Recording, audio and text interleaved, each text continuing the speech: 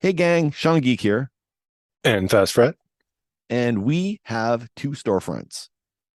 If you are a TeePublic fan, you can browse our inventory over at TeePublic, which is teepublic.com/Sean Geek Podcast. Or redbubble.com/people/Sean Geek Podcast.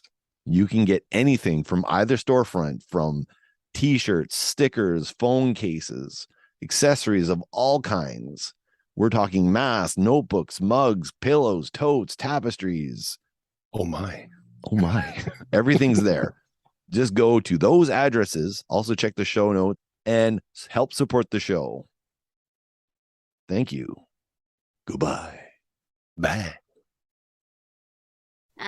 Welcome to the Sean and Geek, the Sean Geek and Fast Fret podcast. Done. Well done. Okay, we're going to use that.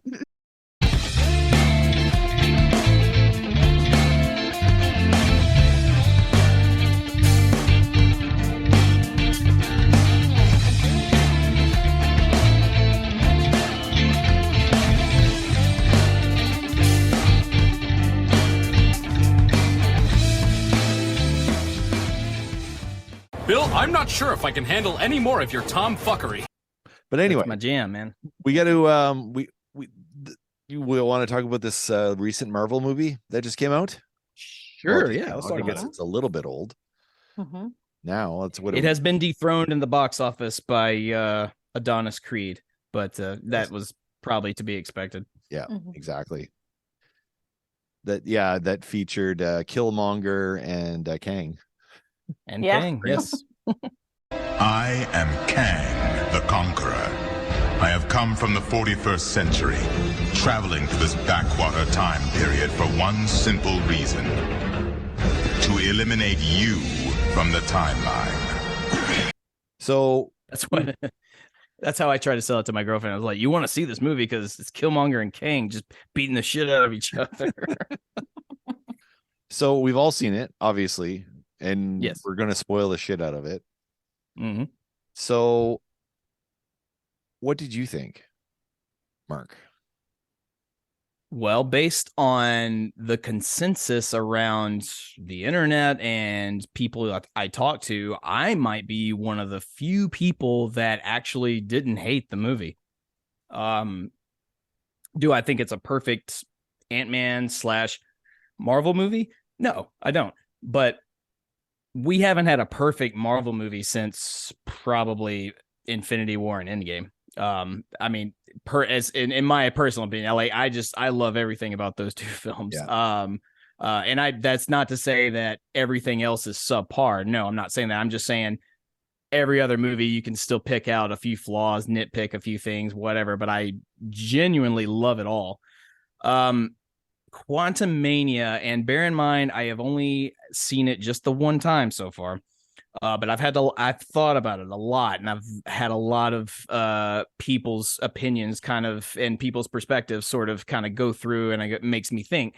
I don't hate it. I don't think it's Marvel's best. However, I think everything that happens in that movie has a purpose.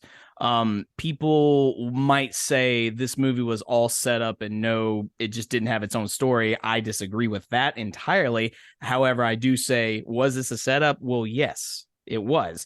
But you could say that about the season finale of Loki. You can say that about hell, no. You know what? You can say that about everything in the MCU on Disney Plus. Yeah. Is a setup for something. Yeah. But it still has its own story. But because that's how the MCU works. It's each story one after the other, but also giving you little hints of what's to come to connect it all. It's all connected. And I don't understand why we are over 10 years into this and people are still not getting that idea. It's like, it's always been this way. Even the first Ant-Man that everyone, at least most people universally love, that movie was a setup for Civil War, you know. And then just because you got to introduce Scott, you got to introduce the Ant-Man character, and then give a little hint at the end that he's coming back. That's why every MCU ends with so and so will return, because it's a setup for something more. And that's just how comics work. You know, you read a story, you know you're going to end with something that's going to leave you going, wonder what happens next. And Quantumania to me was just this big, epic sci-fi adventure that if you didn't have the quantum realm featured pretty heavily at this point with all of the conversations that Ant-Man has had about it, that Hank Pym has had about the quantum realm, we get to see it very briefly in the first movie. We get to see it just a little bit more in the second. Why wouldn't we see pretty much all, or not all of it, but so much of it in this movie? The movie is called Quantumania. What were you expecting it to be, people that think this was just the worst? It's hilarious to me. I know I'm on a rant, I'm sorry, but it's just hilarious to me that I keep seeing all these. I never click on them, but I keep seeing like YouTube videos of people posting. It was like, here's my video essay of why Quantumania is the worst thing the MCU's ever done. And then you see the next video, the MCU is in trouble, and here's why. And like, because of one movie, because of one out of, I think we're on almost 30 at this point, and this is the one you think they're in trouble. Marvel's not in trouble. Marvel's not. I tweeted about this. The fact that anyone thinks Marvel is in trouble because one movie maybe didn't live up to your expectations is hilarious to me. But I'll take a breather and let you guys go. Please, Go ahead, stop Karen. me. No, I was gonna say, you know what? I had a coworker that said, I'm like, oh, I didn't like the movie. It's not very Quantumania-y. And I was like, you know, I didn't like the movie What? as much, but I'm like, the whole movie, you get 5 minutes in the movie, you're in the Quantumania. Yeah. So I don't know what you're complaining about. It's not very quantum. Like, I don't know what your idea of Quantumania is. 2 more minutes of Quantumania, they would have been satisfied, I guess. Probably. Like, had they had started right in there, then yes. No, That's what it is.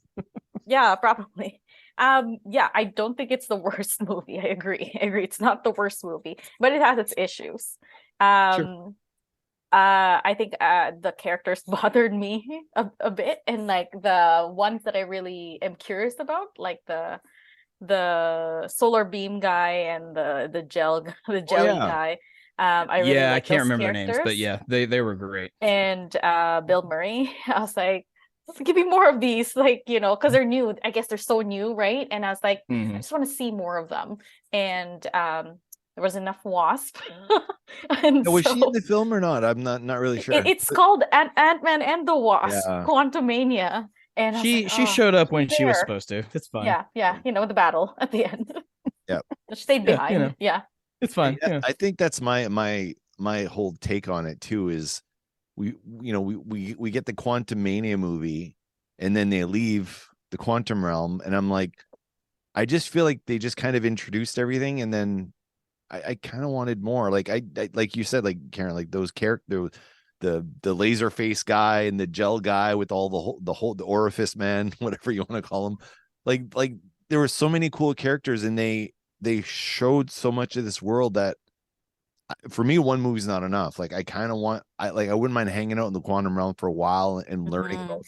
Yeah, I was hoping they would get stuck in there, and that way the next movie was still there, and you know we get to see more of these people. But I was kind of hoping for that outcome as well. Like they that was the original outcome. That was the original. Yeah, right. I outcome. heard about that. Yeah, they, like Hope and Reshot Scott we're gonna get stuck in there. Well, they reshot it, and here's the thing: like people always freak out when they hear the term reshoots and things change. Go like, well, oh my god, they panicked, right? Like, yeah, oh my god, every big budget movie has reshoots. This happens. Period. Marvel has been doing it since day one. So, but what they do is if there is a reshoot and an extensive one, there's a good reason for it. I have a feeling that if Scott and Hope remained stuck in the quantum realm, I think we would have seen them get out rather, maybe not quickly, but we would have seen them get out, and then that would have been it. And they'd be like, "Oh, look, we're back home, yay!" But they're the same. They're just like, "Well, we just spent like however much time in here, but we're not like, it's fine, whatever," because there's no Kang to bother us. So we've just been mingling with the ants and mingling with the quantum peeps. I think, but as we saw at the end of Quantumania, like Scott and Hope getting out quickly, like, yay, wow, I can't believe we won. But wait, did we win? Did it? Like, nothing feels right.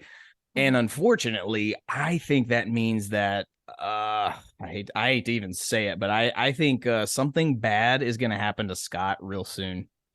I don't think, and that's not a knock on whether or not Paul Rudd's contract's running out or anything. It probably is, but I think we didn't. If people said there were no stakes for Ant-Man and company for this movie, I said you might think so, but it's all gonna come around because it always does. I remember when people were complaining about some like phase 2 movies, saying like, oh, when Thor the Dark World came out, oh, this is the end of Marvel, they're in trouble, that movie wasn't so good, they're done. And then they followed it with Winter Soldier, and then they followed that with Guardians of the Galaxy.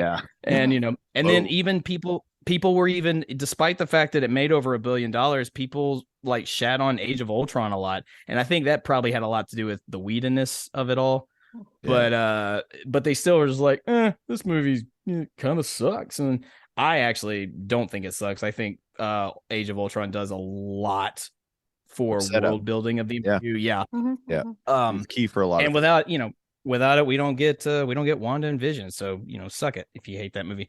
But it's but there's consequence. There's always consequence. It goes back. Every setup, there is a payoff. We should learn that by now. Yes, and I think there's lifting the hammer like a slate. That pays off in Endgame, right? And it just even like people who hated the Dark World, I love the fact that in Endgame, one of the major plot lines is going back to that time frame of the Dark World and Asgard. It's like, and it's because the writers of Endgame and Infinity War did rewrites. They rewrote that movie, and it's almost like a middle finger to everybody. It's like, oh, you hated Dark World, fuck you, we're going back to it. Exactly. But those scenes on Asgard and Endgame are some of the most heartfelt, and like it's the best for Thor. Thor gets to have this last moment with his mom. So all that to say, I think Scott having that sort of like existential, like momentary panic attack, if you will, about like, did we win or did we mess up really bad? I'm here to tell you, he messed up, and I think he's going to pay for it, like very badly. For sure. I almost wonder if like when like I still think the Kang that's in the quantum realm is going to be the Kang villain. I don't think he's dead. Well, no, he's definitely not dead. But who is going to be the main Kang villain? Like the Kang from the comics. Who is going to be the Kang? And I think is the Kang. It could be him. People seem to think it might be Rama Tut, one of the guys, like the 3 main Council of Kang members there, because he just has an extensive history in Marvel as that Kang variant. But if he's not, if we do see the Kang of Quantumania come back, which I totally think we will, and he ends up being like the one that brings about like the Kang dynasty for the next Avengers flick, cool. But I will say this, I think because we got a Rama Tut Kang, not only not just a cameo, like that, there he is, like he's got a role. He's a role. He's coming back. Like most of these Kangs are coming back. I think he is going to be one, if not the main foil, one of the main foil for the upcoming Fantastic Four movie. That's exactly 100%. Yep. Because for those of you that don't know, like Kang and the Fantastic Four kind of go hand in hand. Matter of fact, you have Fantastic Four comics to thank for most of the shit that you love about Marvel, because it started there. But that's my belief. I don't think they're going to go straight up Doctor Doom. No. For this time around, not this time around. Now, what about this theory? Because there's, I just Geek History Lesson, I think, is one that Karen makes me listen to. They did a whole. I love that show. It's great. They did a whole one on Kang, and because honestly, I've read like a lot of Kang stories, a lot of Immortus stories, a lot of Rama Tut stories. Like I've read a bunch of them, And then I'm like, I can't remember which ones were which. So I listened to that episode Right. to kind of like, okay, well, what do I remember? And then they're like, so one of the theories was that, one of the theories that MCU is going to use is that, Rama-Tut, he's the guy that goes back in the past, right, and becomes Rama-Tut. So he's actually from the future, but he goes in the past, and that person was Reed Richards' father. That was one of the potential stories, but in other stories it was Von Doom. Huh. So what if one of the Kangs is actually Doctor Doom? The Fantastic Four will now perish by the hand of Doctor Doom. Like, what if that would be what if that's the big reveal or something? That would be like, an interesting change and an like interesting. Doctor Doom's the guy that goes into the past, right? So Doctor Doom decides to kill off the Council of Kangs that leads us to Secret Wars or something. I don't know. I just feel Doctor Doom's somehow in there, like he's somehow part of that equation in some way, shape, or form. Right. Oh, well, I think we can all almost, maybe not the full 100, but at least 95% can agree Doom is at the very least is showing up in Secret Wars. I don't understand how you have a Secret Wars movie without Doctor Doom, because like he even both ones. If you read the Secret Wars from the 80s, 90s, I can't remember. 84. Yeah.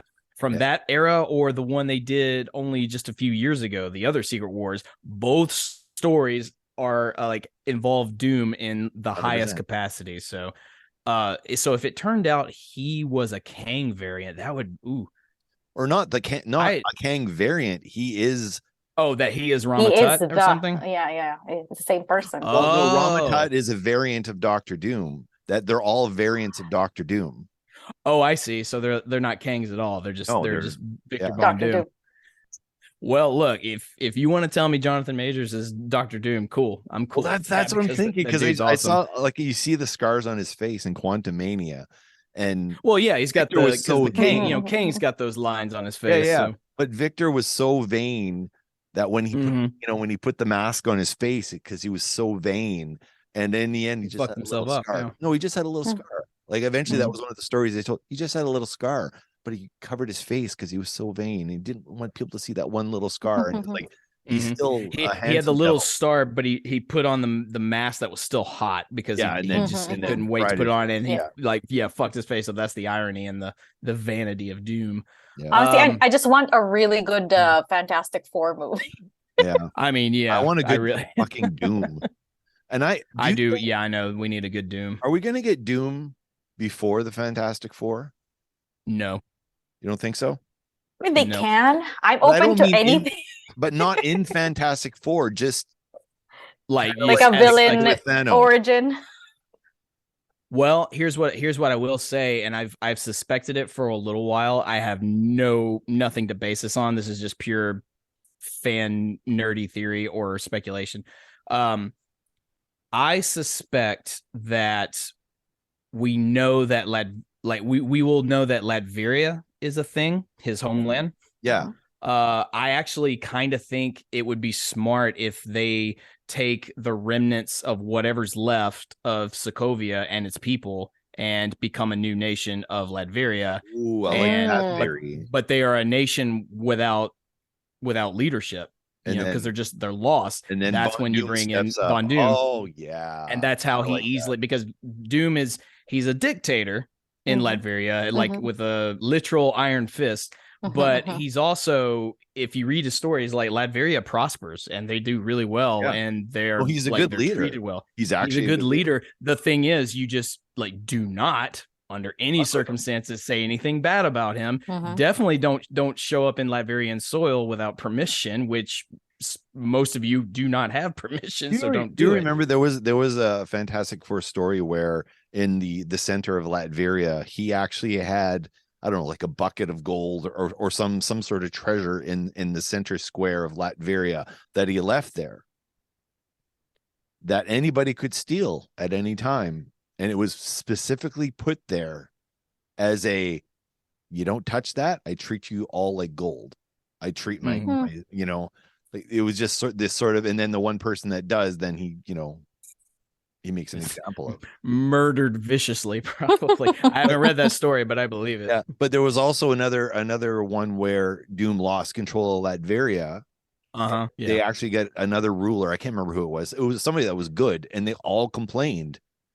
They're all like, no, we want Doom back because now like the country's a shambles. Like he actually looked after us. And that's when you realize that, oh, he doesn't screw with his citizens. He actually loves his people, and he might be a dictator, but he does them well. And it's all because he lost his mom at a young age to the devil. And, so that's a true story. That is what set Victor Von Doom on the path that he went on after that. But yeah, what trips me out about Doom is like, he's not a criminal, and technically he's not a bad guy. Nope. The whole thing about him is, I want to take over the world.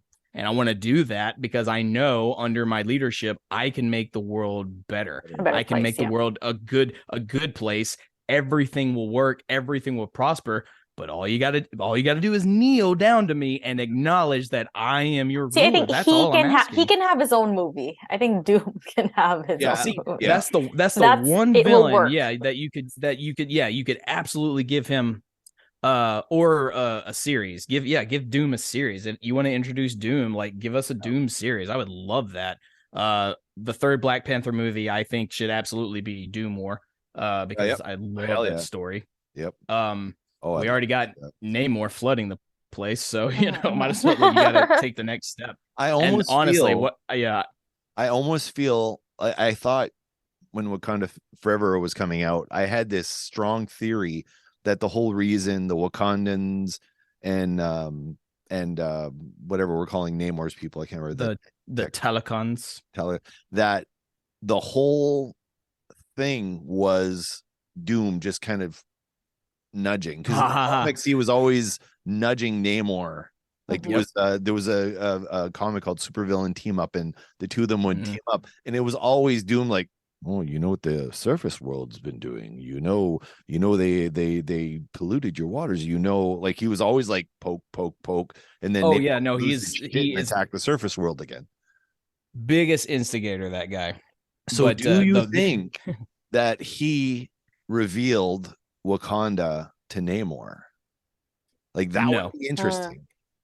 No, I think based on what we know about, what we learned in the movie, I think Namor took a guess. He knew, because the Wakandans finally came out of hiding and made themselves public to the world. I don't think Namor and the Telecons are ignorant of what goes on in the world, especially when it involves like superpower people and namely vibranium. Because like that is just like Wakanda, that's their life source. Which I thought was a very smart move to do that. But I think they keep a close watch on everything, but I don't think it was I don't think anybody tipped him off as to where Wakanda was. I think he had a basic idea once they came out of hiding, like, well, we're in Africa, we're in there. He's like, okay, so all I got to do to find it is swim in the sea for a little while until I finally come across a land that seems like it shouldn't be there.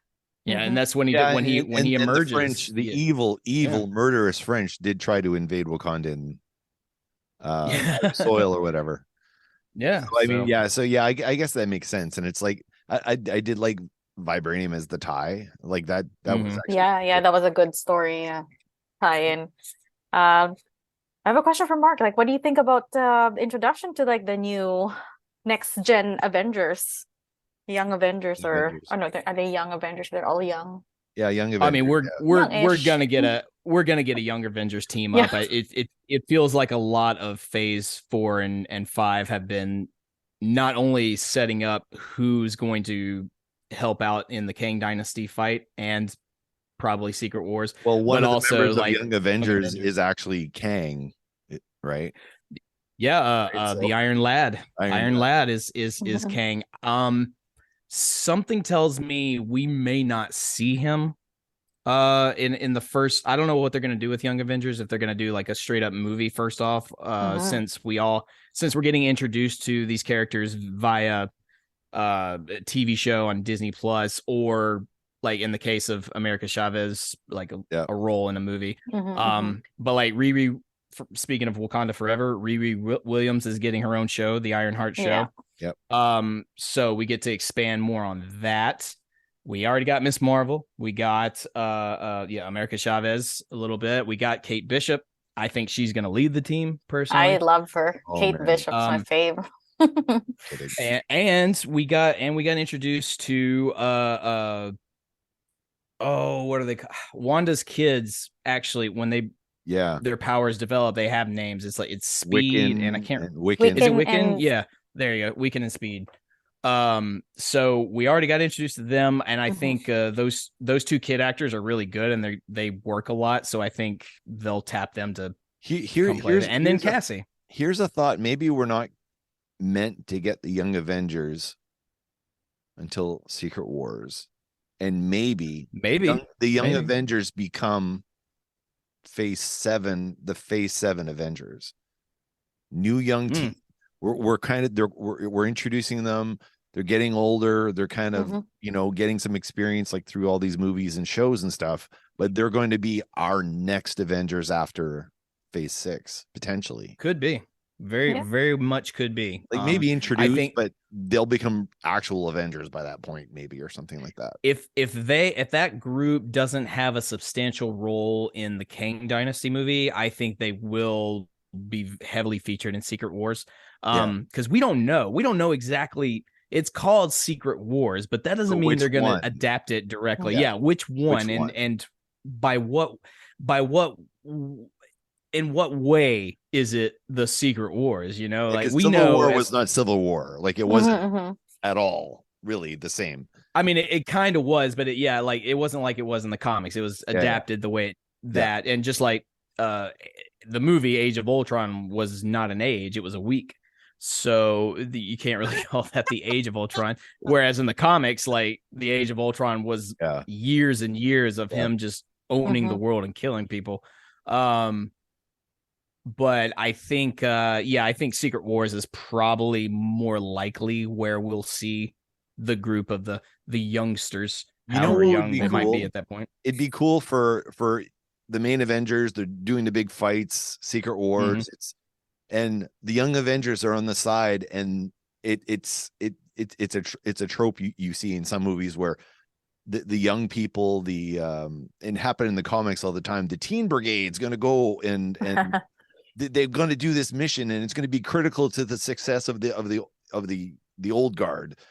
Stranger Things. I think it might be something like that. Maybe they're not part of the main battle, but they're part of probably. Yeah, we gotta go rescue Rick Jones from or something. I don't know. Oh man, I keep waiting for them to introduce Rick Jones. I can't believe they haven't. Maybe they're saving him. But briefly to answer your question, Karen, I like what they've done so far with like the new guard uprising. I've been waiting to see many of those characters. So I'm optimistic, and I'm excited. And I appreciate the differences in approaches of introducing them. As much as I didn't I told Sean I hate how Ironheart just showed up there with barely anything. Her interest pretty much this is what I did and I'm here. Probably my least favorite it's my least favorite introduction, but I like the differences in their approach with introducing all of them, and that way it's not we're not gonna do kind of like we did with phase 1 where we're just gonna have their each individual movie, how did we become a hero and all of that. So I like how some of them are coming up in TV shows. They have their own shows. Some of them show up in movies, and I don't know, I like the creativity. I like that part of that. Yeah, Oh yeah. yeah. Old school movie or old studio would be okay. They're going to be introduced exactly the same every single. Yeah, one movie, Right, like yeah, they have their yeah. origin story, and they're gonna have their, you Yep. know, movie one and then movie two, and then they'll team up and all of that. And I don't know, like I'm totally fine with them writing brand new Secret War story. That's the beauty of, you know, these movies, right? You know, phase one, Yeah. 2 or 3, every time they, you know, Civil War, I'm like, oh, it's gonna be like the comics. Not really, like, you know, there are divisions, but like it wasn't exactly like the comic books, or, you know. No, yeah, they take the aspects of comics and they mold Play it around. into Yeah. they play around. Just like, I mean, the movie Infinity called War. Infinity War is not an adaptation of the comic Infinity War, and thank God, because the comic Infinity War is not good. No. Yeah. It's instead more Infinity like Gauntlet. Infinity Gauntlet or the Thanos Quest, which was the precursor. Yeah. It's more like that. So yeah, and again, you mentioned Civil War. There are aspects of the comic series of the Civil War, but it's its own thing. And to your point about Riri's kind of introduction, how she's just kind of there and she did all this stuff in Wakanda Forever. That's the beauty, I think, of what the show is going to do, because the show she's getting is going to allow us It's gonna backtrack, right? to reintroduce her. So that it's like, oh, okay, so here's where, yeah,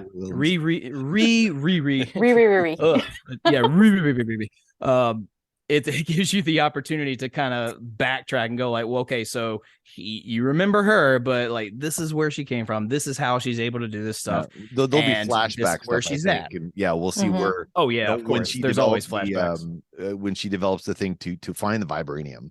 You know, like I think we're gonna go back. Or you just like learn about her move, you know, as she moves forward, right? Like you don't have to have an origin story. You don't have to go back in time. You could just like move forward and just like learn about her, how she is now, and you know, Kinda hopefully relate like, to her. the Falcon and the Winter Soldier. Like we didn't. It wasn't. We had already met Sam a couple of times, but we got to learn more about who he is and who he comes from, or where he comes from in that show. But it wasn't like it wasn't an origin story. No. We get to learn, you know, more about Bucky and his, like, what he's dealing with now post everything. But that's interesting though.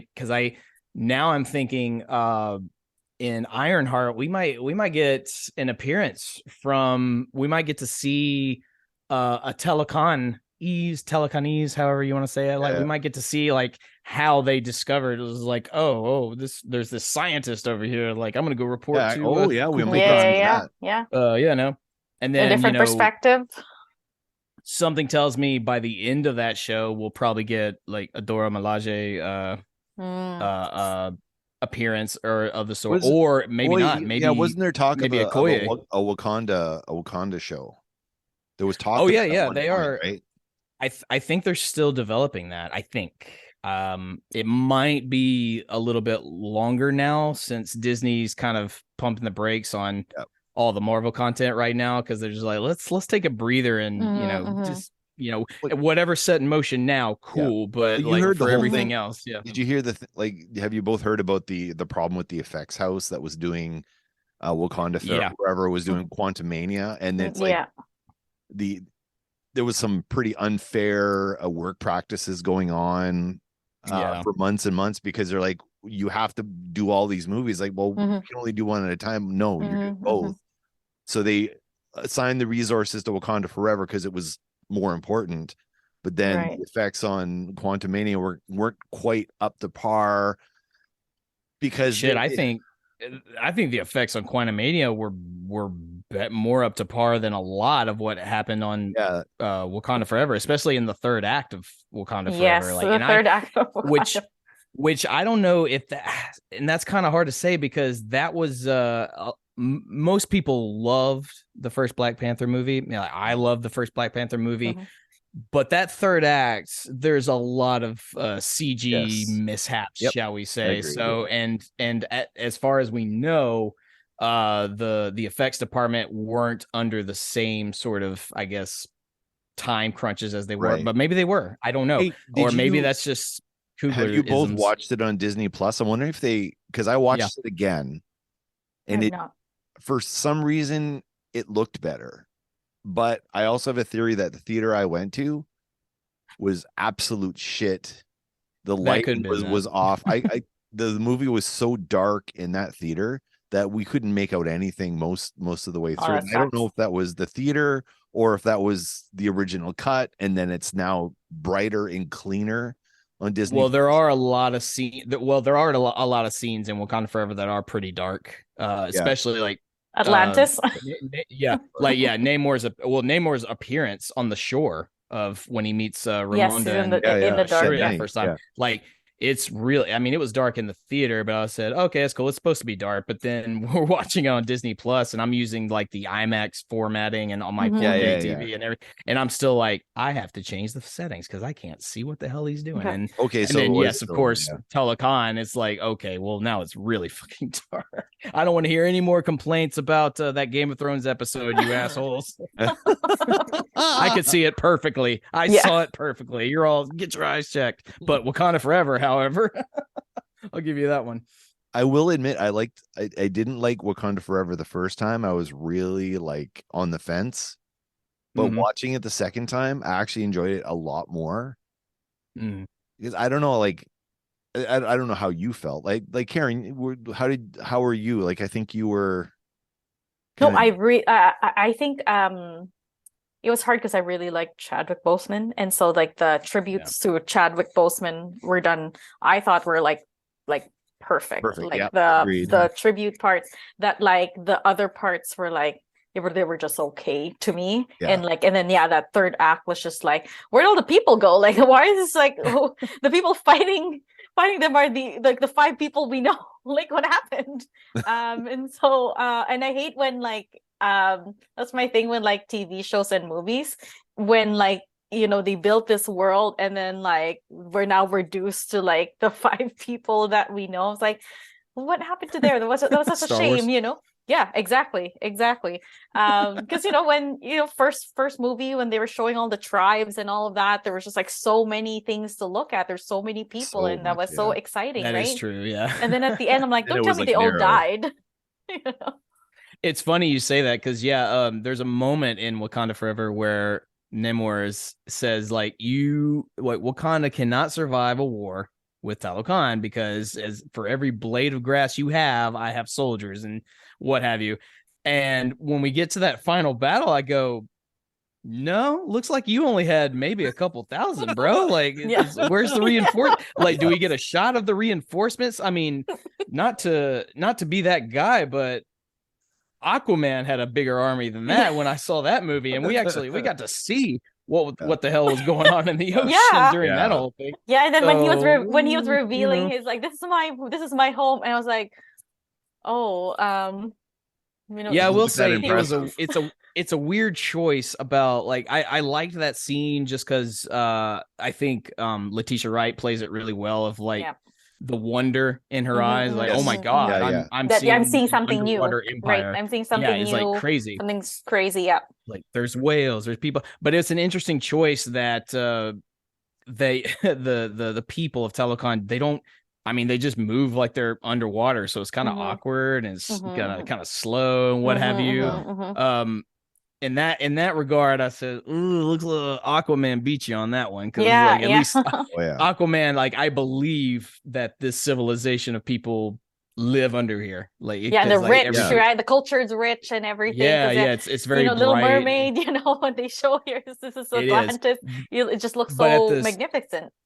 Of course, but also, I mean, that's the benefit that they got that out first before Marvel could get out Namor, and that was because of red tape. But whatever. So then, of course, we can't make it look like that because it'll look like be we're Atlantis copying anymore. Right. Yes, it's like, all right. Well, the first step is not Atlantis; it's Telecon, which actually I'm okay with. I liked like the history of how it came to be. I'm like, that's fresh. And even how he got his name. I don't think that's from the comics at all, but I kind of like it. No, he's literally called Namor in the comics because it's Roman spelled backwards. Exactly. And that is it. Yeah, that's it. There's no other explanation. I do find it kind of interesting that not once did they call Namor in the movie Submariner.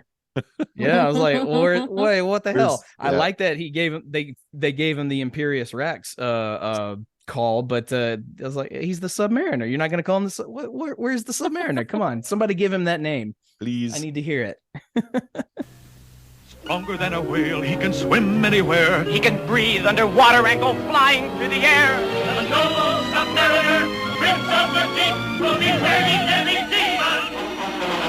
Lord Namor of Atlantis is the prince of the deep. You know, it'd be really cool. I doubt they'll do this, but it'd be kind of cool just as an aside later, because I mean we're gonna get more Namor for sure, but we get some sort of aside later where they talk about him and Jim Hammond, the original Human Torch, and Captain America during World War II, like just the Invaders, just like a little aside. Yeah, because we had in the first Captain America movie, we had Union Jack was in it. Union Like one Jack of the Howling Commandos was Lord John, the British guy, which is Union my favorite. Jack, there's we That's got to see character. at the you like Union Jack? Oh, the big time, huge. He's great. We got him. We got that brief look at the suit of the original Human Torch in the display at the Stark Expo at the beginning of the movie. Yeah. And now we've got Namor. I don't know at this point though. I don't know how you do an Invaders story without a lot of retcon.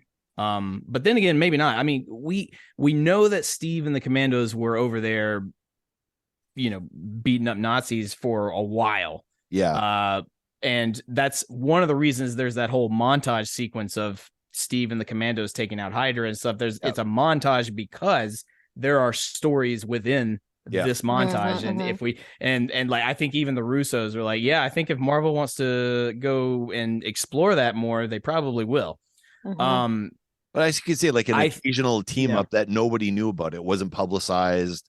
We're fighting on in England or something, and it's by the water or somewhere that's by the water, and then Namor comes and helps them out, like just like little things like that. Would be messed up though if this whole time like Steve Rogers knew about Namor, he knew about Telecon, and he just was like, I'm not saying. Well, okay, maybe he did, and Namor said, I will fight beside you anytime you want. You're the only surface dweller that I respect. So out of respect to me and my people, don't tell. You cannot say a word about you didn't say anything about the Winter Soldier and Tony Stark's dad. Right? Exactly. Yeah. Not until so that's very much in character. So not until they retconned it. That'll be fun. That'll be cool. Well, now I really want to see the Invaders like series, and I'll tell you, people have forgotten, but I haven't. Not that long ago, there was a report that Chris Evans signed another contract with Marvel for other things, and this was post Endgame. So I had always just assumed, okay, he's just gonna pop up here and there. Yeah, he's going to pop up in flashbacks, probably in Falcon and Winter Soldier, probably over in this, and he was not in Falcon and Winter Soldier, and he will probably show up in Secret Wars. I'm just calling it now. Yeah. So will Robert Downey Jr. I think. I think they're both going to be variants of their. They're going to be variants. Or is Chris Evans going to do the Human Torch thing? Because there was a rumor that wouldn't this be a fun thing for him to come back for? He said he would. He's like, if it's cool, he's like, if they want me to do it, that would be fun to do. I'd love to do Johnny, like, and I think he could, like kind of like older Johnny Storm. He's older, maybe he's a little bit more pissed off, and he's just kind of like I don't joke anymore, really, because nothing's funny, because maybe like something happened to Sue or something, or maybe something happened to Reed and Ben, and he's just like, I don't do jokes. I'm not doing this. I just burn shit to the ground. He's the last one, the last of the four. Because that would. I still haven't gone through the Fantastic or whatever that most recent Fantastic Four. I'm gonna tell you now, don't. Just don't. I was just like, this is so sad. This is so boring. They're all so serious. But I heard it doesn't get any better. I heard that the actual film is actually good. just the edit that came out, because the studio fought with the director. That there's like, I've seen it, and there's moments where the editing, you can tell they took a scene that happens way before this scene because the continuity errors just between just the actual shot. Yep. They go, he's got a nick on his suit, but the nick happens after. You know, like, just like there's a lot of continuity errors like that. And that director is actually a pretty damn good director. Like, I don't know. Josh Trank, yeah, very good director. Like, he's great. I honestly don't think he made the bad movie, but I know the edit that came out wasn't his. So it wasn't his. That was it was very public studio tampering. He, and I remember this because unfortunately he had to delete the tweet, but everyone saw it anyway, so like screen grabbed it. He made this tweet when the movie came out, and he literally said, I had a vision for this movie that I thought was fresh. I thought it was had some great ideas, and it honestly looked extraordinary, but it's a shame no one will ever see it. And like the studio made him take that down. That's and of course it just, and then we got to see the end result. That was like, that's one of the first movies where I was like, oh, I can actually see the reshoots, or I can see it's very obvious editing. Okay. Yeah, like it's so obvious, and it just turns that film into a dumpster fire. Perhaps somewhere in there's a great movie, but there were still some decisions they made, some character decisions where I just thought that I don't know if that's the move. Yeah. I don't think studio interference or not, I don't think whatever the Doom story arc was in that movie was gonna be my cup of tea regardless. Like I didn't like that he was just this hacker who was good, and then it was like he gets his face melted into metal. You remember a and that's lot his mask. about this movie. I'm very impressed. I've actually forgotten everything about it. I have a tendency to remember really like super great movies and then really, really bad ones because like they're so bad that they're, and I'll tell you, after I watched it, I was pissed off because my buddy made me watch it because he said, you're over here hanging out at my house and I really want your opinion on this movie. So we're watching it. And I said, I will leave right now. What's your top 5 worst Marvel movies? Ooh, like all together Marvel or MCU specific? All together. Okay. In no specific order, Fan Four Stick, Morbius,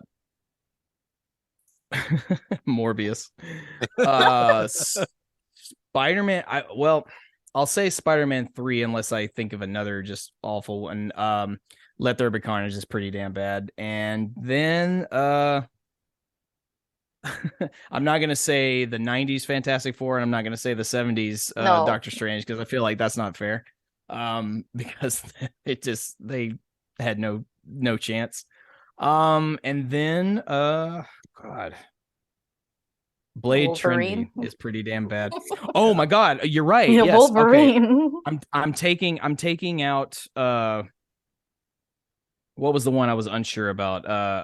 I'll take that Spider-Man out and throw 3? in. Yeah, you know what? Like, and I do not like that film, but whatever. Like, I'll take out Spider-Man 3 and put in X-Men Origins Wolverine. That is by not only is Origins Wolverine one of the worst Marvel movies ever, it is one of the worst movies I've ever seen because holy god, that movie's and bad. then that ending with like Deadpool, I was like, oh my gosh, what happened? But then again, I forgot how much I really hated X-Men Apocalypse Dark Phoenix. too. I mean, Dark Phoenix is bad, That but was like that's high up on. You could almost see that it was going to be bad and at first glance, so you just kind of made peace with the fact that it was bad. What about New Mutants? That doesn't make the top 5? I don't hate that top one. 5. No, I didn't hate New Mutants, like that honestly. one. Okay, good. Yeah. I liked it too. I mean, I know it wasn't great, but I still enjoyed. No, I liked it. It's refreshing, new characters, and I think it deserved better. And I think there were a lot of circumstances with that movie that were beyond the creator's control. It was better. So, I mean, what are you gonna do? Despite the interference in the film, despite all that, the movie was way better than it should have been. Despite all those facts, just like the first X-Men film was good, despite the studio tomfoolery Which going first on. X-Men? Right. Like Bryan Singer X-Men? Bryan or? Singer one, yeah. Yeah. Like that movie should have not been as good as it was. I mean, it wasn't great in retrospect. It's not great in retrospect, but it yeah, was it's way still better. But at the time, like I was like, oh man, like an X-Men movie. And then, Oh, like yeah. you know, in hindsight, I'm like, oh, they didn't have the costume, and I guess they didn't have this and that. But I'm like, at the time when you first see him, I was like, oh my gosh, guys, like the X-Men are in person. Like they found actors. That goes back to our earlier conversation where it was just like, look, we got X-Men on film. So like say what you want about it now with like 2023 eyes, but this was a miracle that this movie happened. Like, and this movie paved the way for the rest of them, although props to Blade that came out before it. Correct. But you know, people didn't even know that was Marvel. They're like, there's Ghost Rider, you know. Yeah. And Ghost Rider happened.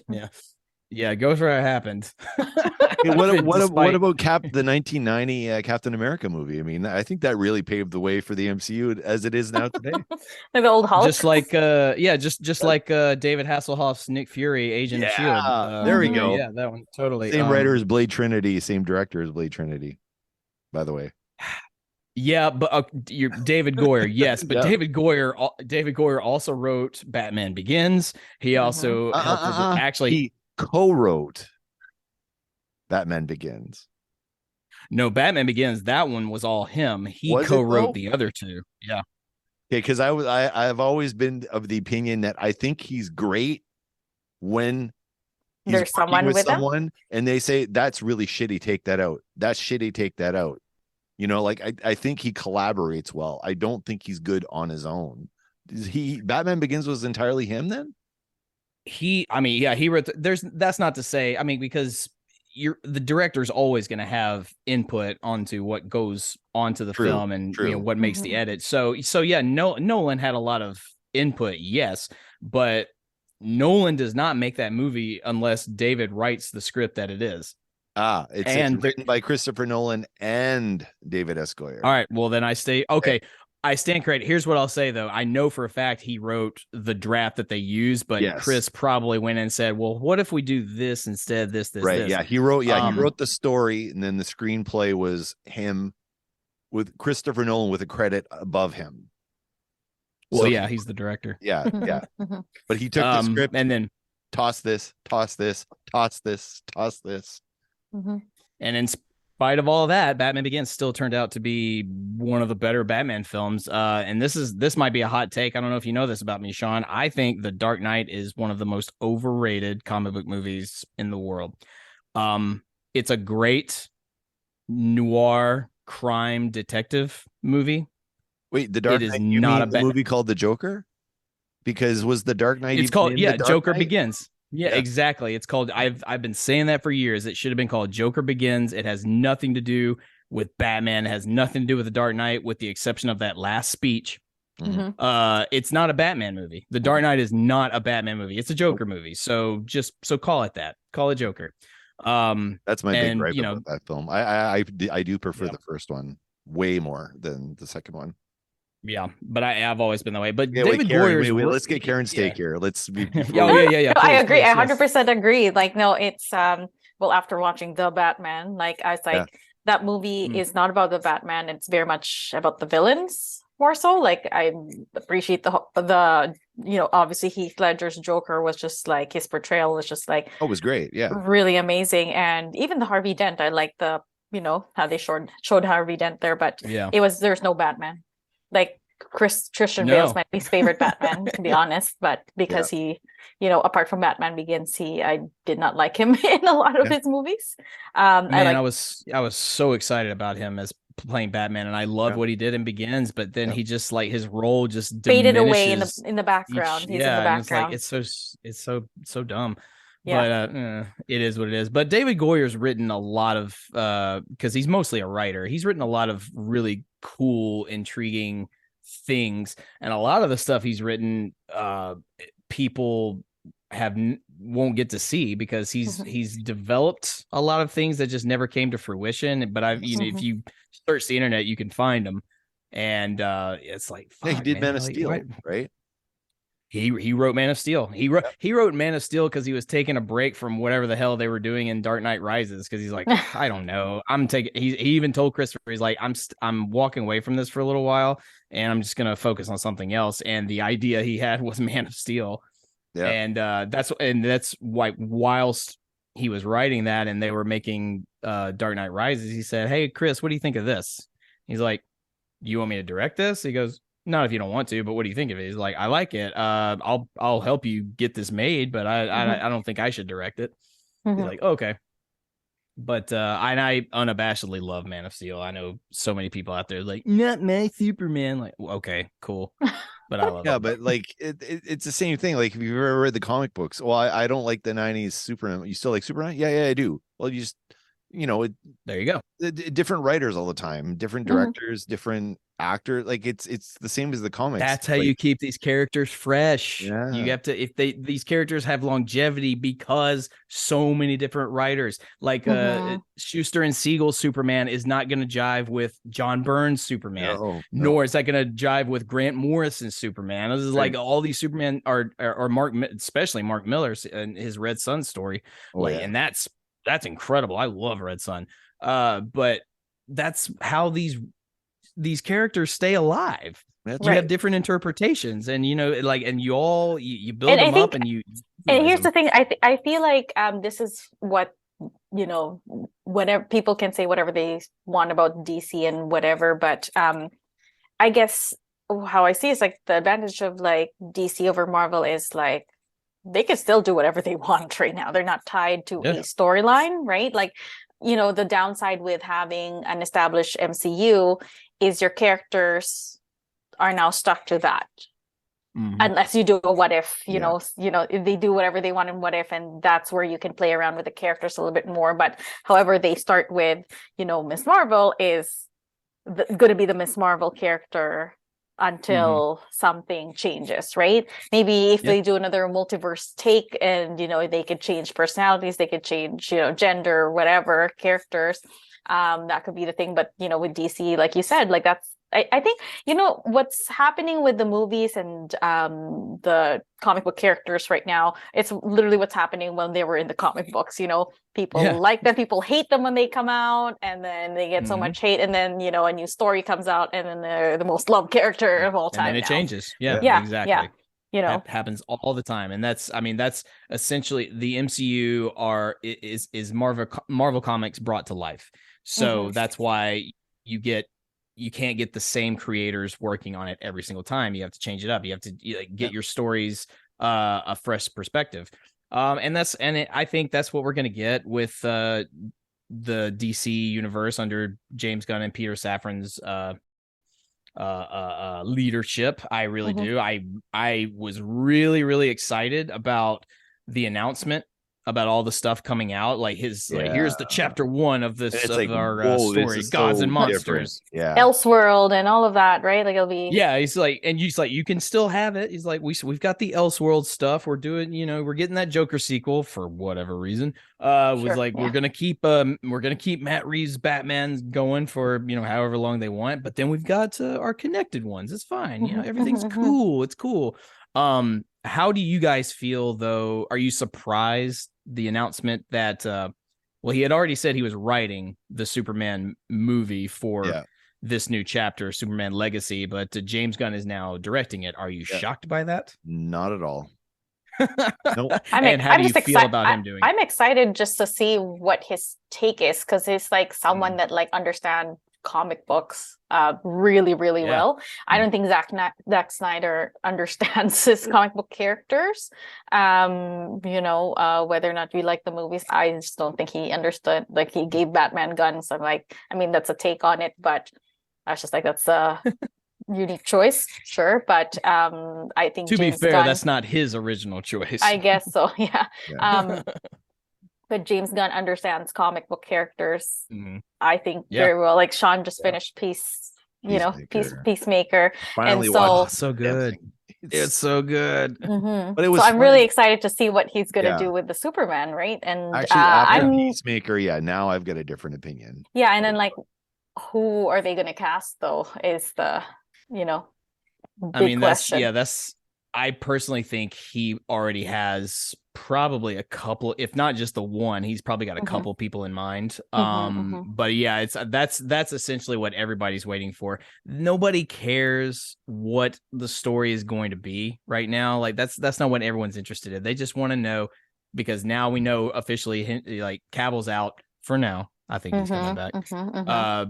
He's out for now. So they're like, okay, well, James is just gonna ruin DC. Well, wait, who you casting as Superman? Like, aha. Yeah. And the moment he decides to announce who the Superman is, and if it's someone people like or if it's someone that's just completely new, I mean, that's where the conversation is gonna go, and then no one's gonna care until we see a trailer. I'm personally excited because James has not done a movie where I was going, that sucked. He's got stronger movies than others for sure, but I mean, and he has a particular style. But I'll tell you, the guy who's given us like the Guardians movies and what he did with the Suicide, I didn't think you could make another Suicide Squad movie after that first atrocity. In my opinion, I think it was an atrocity, but the Suicide Squad is so good. And then he decided to just dump a Peacemaker show, a character that he wrote, if no one cares. Like if you even knew who Peacemaker was at all, like, I don't know, like you're either a comic fan of a certain age or you're a liar if you said you knew who he was prior to that movie. Galaxy. I think I'm the only one on the planet that read Guardians of the Galaxy before that movie came out, and I'm the only one that was excited when they were doing a Guardians of the Galaxy movie. I will honestly tell you, I never read any Guardians books until the announcement of the movie. I and have then the complete run from issue 1 to the last issue. I have the whole. Wow. Thing. Yeah. Well, I mean, and when James said he was taking inspiration a lot from the Annihilation series, it was like, okay, I can go read that. Yeah. And I had a buddy of mine who my buddy Will, shout out to Will, lended me. He's just like, oh yeah, you're gonna want to read this. I was like, okay. So I read Annihilation. I was like, okay, well, if you give me Guardians that have this sort of vein to it, then yeah, I'm in. And versus honestly, the old original group, right? I think if he had taken the original Guardians of the Galaxy group, it wouldn't have worked. But he kept Yondu, which was good. But he made Yondu. He kept Yondu, and then he gave us little sneak peeks at the rest of them in the second movie, which I thought was very clever, very cool. I love that Sly Stallone is Stakar. I love that. That's a great. It makes me sad. We're probably not going to see any more of that old guard. We just get that one little post-credit scene, and that's it. And like, that's a shame. But you know what? That's also enough to say, hey, I'm still recognizing that that's not the original Guardians. Here's the original Guardians. There they are. You get to see them. Just like Hank Pym is the original Ant-Man, but he was the Ant-Man. Yeah. Doing that, that's paying good service in my opinion. It is. It is. And I mean, frankly, some people might disagree with me, but I think Hank is if you made Hank the primary Ant-Man, you kind of run into some issues because Hank is a very, shall I say, problematic character in the comics. And it doesn't matter which run you're reading. If you're reading like Silver Age Ant-Man to Bronze, or if you're reading like Mark Miller's the Ultimates run, like Hank Pym is problematic. And then but the movie Hank Pym, like old man Hank, gave us like that you're giving us an Ant-Man who's like, oh, I believe he was Ant-Man at one point, and I believe he's got some issues, but he's an old man, so he has to live with those issues and like kind of rectify them. It's like, that's good. See, we're making progress. But I think going with Scott was the better call on that one. I want to ask, speaking of Superman Legacy on the way, and who do you think James could possibly, let's just pretend it's an actor that we know. Who would you like to see in the suit for the Superman Legacy? Personally, other than Henry Cavill, of course. I don't want a name. I want him to find a Tom Holland actor that we're all gonna fall in love with. That's what I want. Karen, what do you Mhm. want? What are you thinking? I don't know. Like it's hard to pinpoint a character because I got no one in mind. Like, did he drop any hints on any like front runners or? Nope. It's yeah, I like being surprised. Like I don't know if I told Sean, but like I really like Brandon Routh because he reminds me a lot of Christopher Reeves. Yeah, but we talked then about that. you Yeah. know, we don't really want I mean, you kind of want some the same charm, but then like you also want something new, you know, like you have to be Yeah. open to again new interpretation of comic book characters. So I really don't have anyone in mind.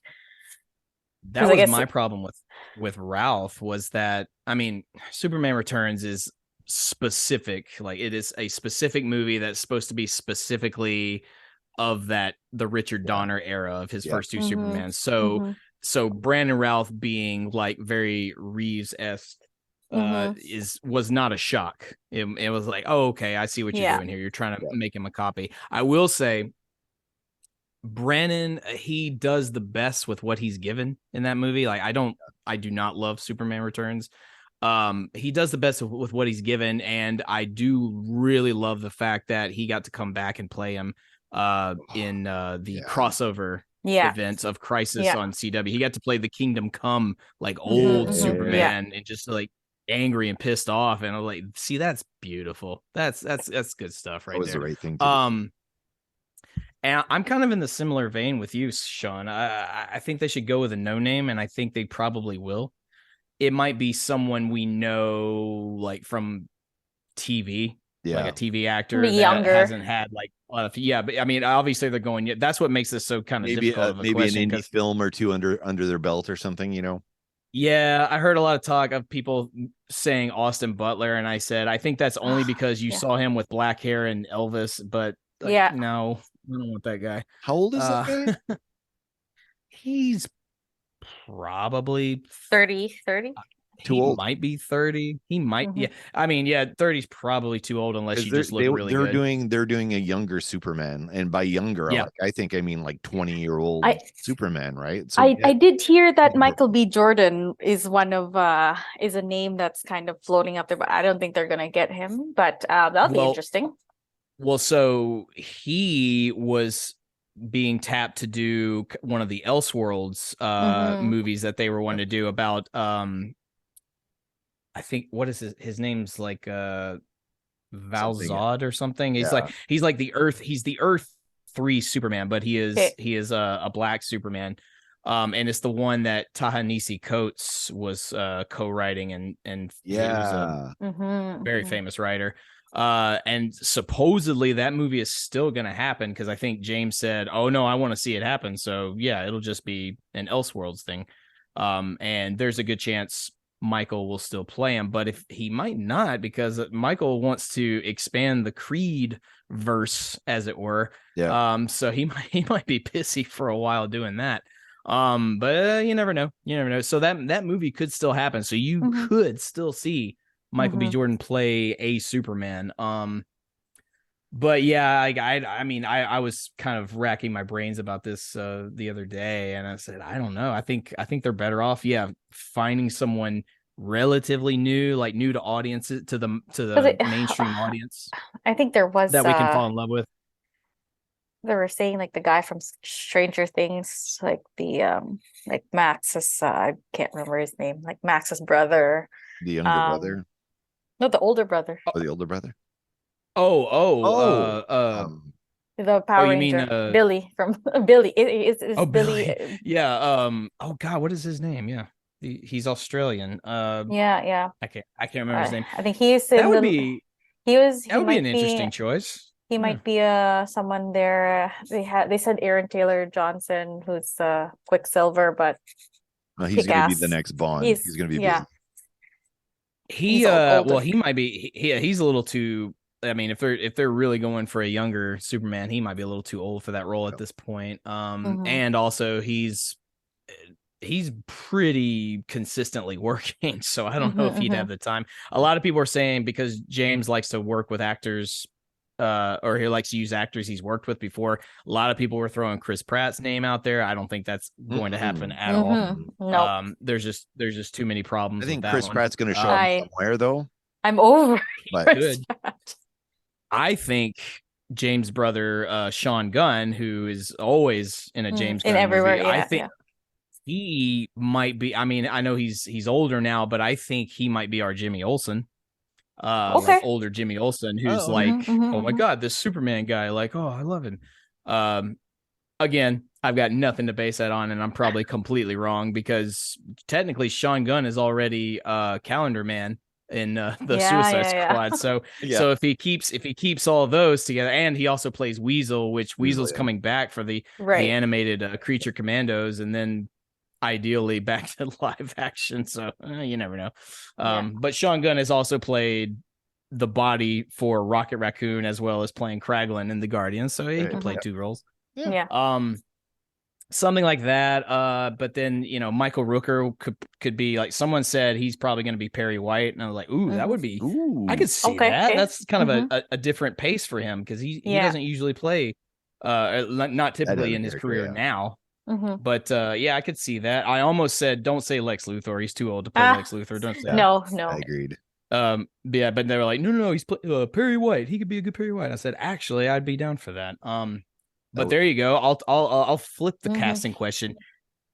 I don't know if Luthor is going to be his foil in this movie, but it kind of seems like if you don't, I don't know, if you don't include Lex Luthor, then it's just like you know what? Like, I still say that like I really like Kevin Spacey as like Lex Luthor. He was very menacing, but he's not gonna come back. But like he was just like I did not buy Jesse Eisenberg. Jesse Eisenberg was not a good Lex Luthor. No, I cannot. There are very few actors I detest, but he's one of them. I felt that Jesse Eisenberg was actually not Lex. He was in the same movie. Yeah, like I think he was like meant to be the son or something. Like I almost felt like he wasn't actually Lex Luthor, and he might have been played better as a character that he was Luthor's son. I think probably that played better. Because like Kevin so Spacey's different. portrayal compared to him, I was like, I don't trust. Eisenberg's a great actor, though. That's the thing. But it's like, see, I don't think so. I think he plays he plays the same guy in every single movie he does. I feel honestly, ironically, it's fine. Ironically, I feel like his Lex Luthor is the most he's ever acted ever, and it just wasn't good. Right. There was a rumor out there that, and I don't know if this is true. I'm sure there's a fact checker out there that will correct me, but supposedly originally Jesse was not supposed to be Lex. He was supposed to be like the Riddler, and that's why his character. That's why his characterization is so like outlandish and weird. Right. And I said, okay, that's weird. Why would you tell him that? Then cast him as Lex, and then say like everything you're doing, keep doing that. Keep doing it. Continue. Oh, come on, man. Like, no. Don't do that. Please stop it. Well, and funny enough, I posed the question. Someone else who has worked with James quite a bit, or not quite a bit, but a few times, but is like a close personal friend of his, is Michael Rosenbaum. And Michael Rosenbaum played Lex Luthor for years. I'm not saying he'll reprise the role, but it would be kind of funny if he did. Yeah. Honestly, he's still my favorite Lex. He's a good Lex. He's probably the best on-screen Lex. I mean, look, Gene Hackman's a great actor, but I did not like his. I've never liked his Lex Luthor. Nope. Never liked his Lex Luthor. I mean, and Spacey, for say what you will about him, and I've said many things, but like his Lex is pretty good. The problem is the problem is he's not written very well, and the movie is not. He was playing Gene Hackman in that film. Correct. Right? Everybody's playing somebody else in that movie, and that's my biggest problem with Superman Returns, other than the fact that Superman doesn't punch one single thing. Yeah. And it's all about real estate scams. It's like, oh my God, really? Yeah, that's what you think Superman is? Okay. Or that's what you think Lex Luthor is? Like, no, be better. Anyway, but it's Bryan Singer. What are you gonna do? Anyway, another problematic. person. Yeah, like the epitome of I love problematic. working with Kevin Spacey. Brian Ooh, Singer. yeah. Let's get Kevin Spacey. He's a good dude. Yeah, but as far as on-screen Lex Luthor's portrayals that I've seen, like live action portrayals I've seen, yeah, like Rosenbaum stands atop. Now I haven't seen a lot of that Superman and Lois show, mainly because I don't buy Tyler Hoechlin as Superman. I never have. I was like, sorry, bro. Like, he's just, and he can talk shit about Henry Cavill's portrayal all he wants, but like, shut up, just shut up. Like, bro, at least Henry can actually fill out that suit. Yours is obviously fake muscle, so I don't want to hear it. Loved you in Road to Perdition, but shut up. Yeah. Yeah, sure. But I know there's a Lex Luthor in that show. I haven't seen enough to make a judgment call, I can't even get around to watching that show. John Cryer tried his best in those crossover episodes on Supergirl and everything, but it's like, if there was anyone I just do not buy as Lex Luthor other than Eisenberg, it's you. It's you, bro. So yeah, Rosenbaum, he's got the mantle so far, in my opinion. I always thought, so in Man of Steel, we have a character, Colonel Hardy, in the movie, played by Christopher Maloney. I thought it was a huge mistake to not cast him as Lex Luthor. Because if you've ever seen Christopher Maloney, whether it's Law and Order SVU or before that, he was the prisoner. I can't remember his name, but he was on Oz. If anyone ever saw that show, Oz is the reason why we had The Sopranos, which gave way to everything else that we have on HBO. Exactly. Oz is a messed up show, and Christopher Maloney's character was insane. And I was like, that's Lex Luthor. That is Lex Luthor right there. Why would you not cast him as Lex Luthor? Yeah, but choices, I digress. I don't get. All right, I think let's cap it here, guys. All right, let's see how long we could talk. Like, I'm sure if we just like don't cap it, like we'll just won't sleep. Yeah, don't give me an excuse. I'll keep going. No, that was fun. That was good. Where do we find you? You can find me at what I'm doing. You can find me at Mark the Bat on Twitter and Instagram. And you can find me on my show and the podcast Will Rock. We are the Van Halen podcast. We spin a wheel and we discuss one track of Van Halen's catalog, and we just discuss it. We're sort of rediscovering the band after all this time. We're longtime fans. We're not experts. We're not rock historians. So let me be very clear about that, because I feel like I always have to bring it up. Like, we're not experts. We're just fans rediscovering a band through analytical eyes. So you can find me there, and the podcast Will Rock. Me and my podcasting partner Corey Morissette. Yeah. All right, and you can find us at Sean. Oh my God, at SeanMcGinnity.ca. I can't say it as sexy as Fast Red does, but I'll try. Yeah. They say you can't do it. SeanMcGinnity.ca. There you go. See, it's in the blood. You got it. It's in the blood. And you can that's the Sean Geek and Fast Fret and Karen B podcast. We'll see you guys on the flip side.